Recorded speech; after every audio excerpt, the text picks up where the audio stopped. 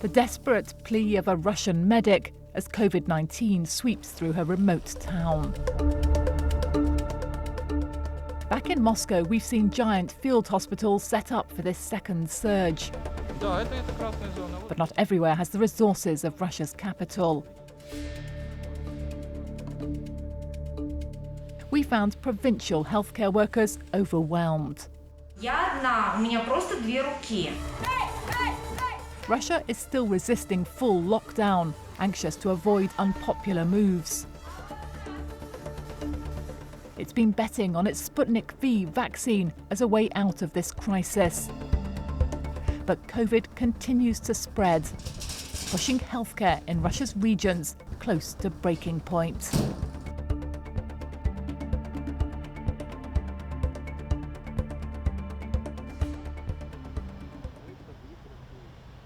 This winter, Krylatskaya Ice Palace in Moscow has been closed to athletes. There'll be no speed skating this year. The whole place has been transformed into a COVID hospital. Under pressure from the pandemic, Moscow is getting creative. We were recently taken inside to see how it worked. They were just being given a personal protective kit here, gloves, foot protectors, and the masks, of course, and respirators before we head into the red zone in here.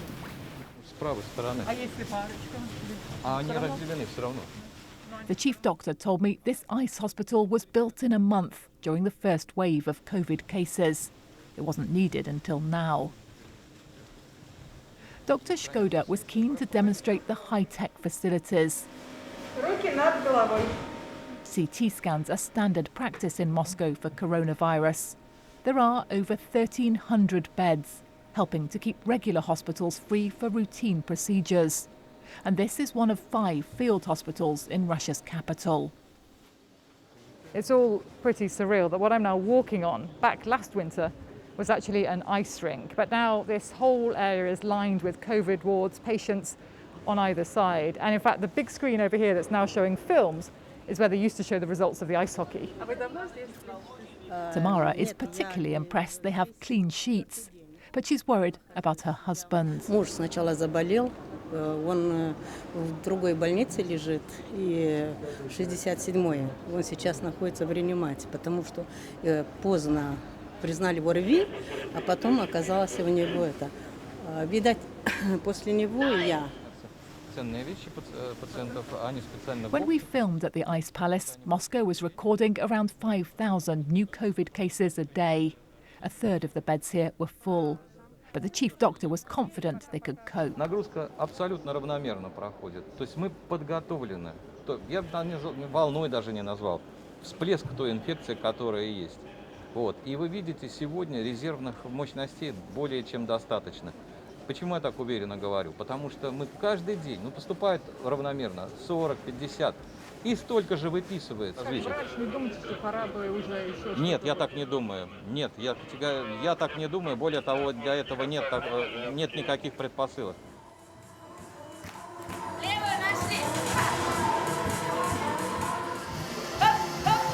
Moscow's certainly not leaping into a new lockdown.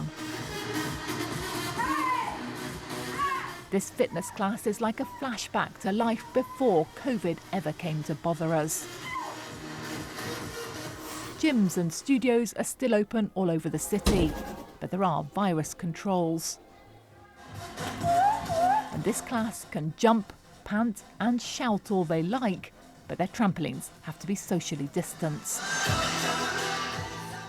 Ekaterina dreamt up the idea for her studio during the spring lockdown. But now it's open, she can't earn enough to pay any wages. I dream about the big jumping party every day, 30 trampolines with a hey, but there is only 5 people. Do you think that your business will survive until the point where you can fill up again? I don't know. Every week I think, maybe it's last week that I worked. And then I closed my studio and stayed home waiting for good times.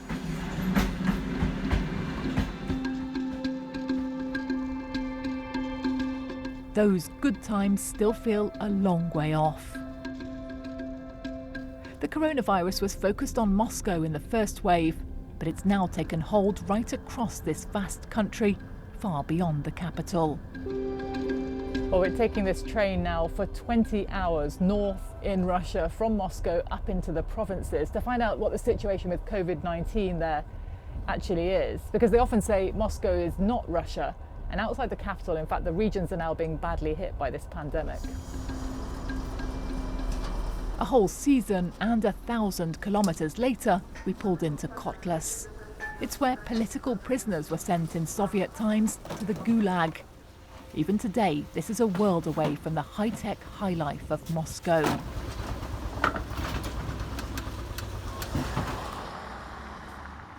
Some of the healthcare facilities up here look pretty basic too.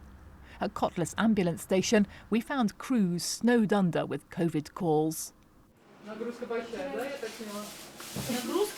на городу объявить, чтобы скорую не вызывали. Нас нет, некому ездить. It's a cry of despair, but the calls are now coming in almost non-stop. Сейчас бабушку увезли. Плохо и все. МЧС вскрыла квартиру. Плохо. Оказался пневмония, ковид. So Angela's taking precautions ahead of the next patient. Все, я больше не буду раздеться. Потому что мы сегодня... Два раза сегодня попали в Да, и 2 раза я заболела. Ну, где-то человек 15 заболел. Из вашей команды? Не 20? А может и 20. У нас 3 болеют, санитарочек уже. The station orderly says 3 of her team are off sick too. They clean the ambulances. Я вам скажу, номер. It's all putting immense extra strain on those like Angela left working. Across Russia, COVID patients complain of waiting hours, even days for an ambulance. But there's only so much crews like this can actually handle.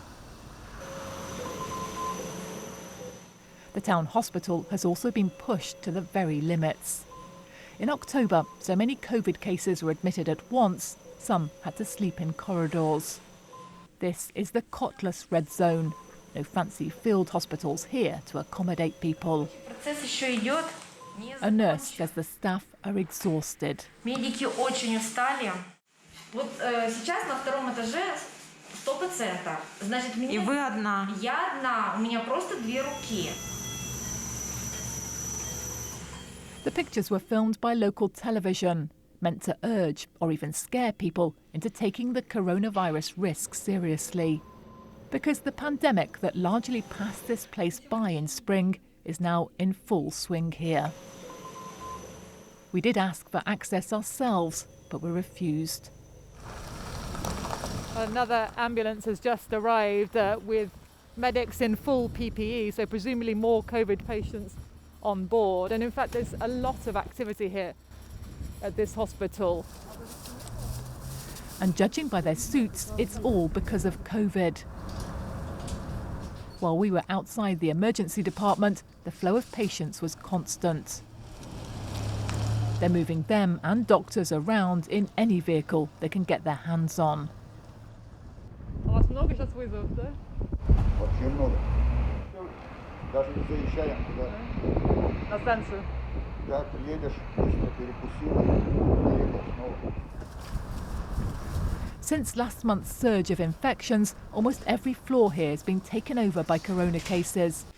No more beds in the corridors, we were told, but all routine surgery has been postponed now. In the biting cold, we spotted Valentina. The 77-year-old had just been discharged from the COVID ward and was waiting for a lift from her son. 23 дня. 23 дня. Ну и как вам? Ну, сейчас у меня хорошо все. А было? У меня кислорода было мало в крови. Я на кислороде 2,5 недели лежала. Ничего себе. This whole northern region is now being swept by COVID. From Kotlas, we followed the forest east to another town with record rates of new infections. In Karyazma, we've been invited to visit a family of medics at home. They were taking a few days off after a hectic month. Angelika's a nurse on a psychiatric ward. who's worked in healthcare all her life. She says people here were too relaxed about the coronavirus until it really hit. In the couple's cosy main room, they pull out Nikolai's wage slips. As a paramedic, he comes into contact with COVID patients every day. There is some extra money for that, but his pay is still under $400 a month. The couple say the health system was under strain from cuts even before the pandemic. Now it's buckling. Само руководство с раскачечкой работает. Вот что летом-то все эти койки не организовать? А где вы раньше-то были, этот штаб? Штаб надо было летом создавать, не по отпускам ходить, а шевелиться, как говорится, и готовиться. У нас у самих волосы дыбом встают. У нас у самих волосы дыбом. Потому что куда мы катимся, я не знаю, куда мы катимся. Вот. В душе безысходство такое, мы безысходство. Оба медики, вот, да. Как бы так сказать. И да, иногда вот даже ну, как-то немножко такая паника-то наступает, что а как же дальше-то будет? Что-то 37 человек вроде бы. Их перевели в соседнее помещение. Их всех перевели в отделение по ковиду. Angelika wanted us to meet her colleagues too in Koryazma. И инфекционное отделение, которое вот переоборудовано. These are mainly ambulance drivers and orderlies, needed now in this crisis more than ever. Ну все вот водители не получали вообще деньги. It's unusual for state employees to speak out, but these men are getting none of the risk pay promised by President Putin, and they're angry. Ни разу нас не обследовали. Вы задавали вопросы, а почему вы это самое? Мы такие же люди, как бы работаем все в одной бригаде. Почему-то фельдшеров там всех врачей обследуют, а нас мы-то почему в пролете оказываемся? Как расходный материал водители. Мы привезли больного, мы должны еще и машину обработать после ковидного, да и с воспалением легких. Это делаем мы сами все. А вообще боитесь этого вируса или как к нему относитесь? Ну, как-то... Раньше я не боялся, сейчас уже опасаюсь. Да, как сейчас бы, уже даже, даже не опасение, уже страх есть, потому что косит вообще всех подряд.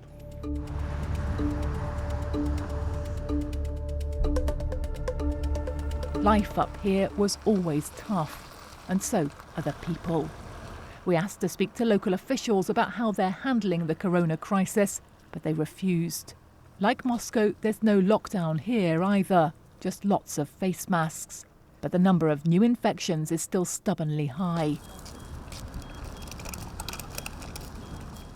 That doesn't keep the hardy babushki of Kotlas off the streets, though, topping up their pensions with what they've picked and grown.